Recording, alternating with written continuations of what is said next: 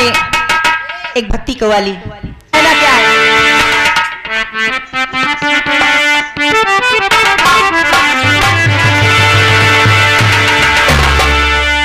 हमें तो लूट लिया तेरा नंद लाला है।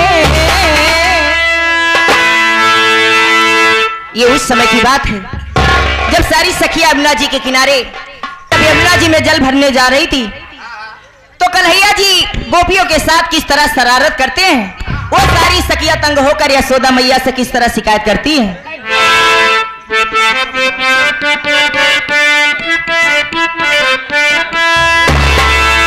हमें तो लूट लिया तेरा नंद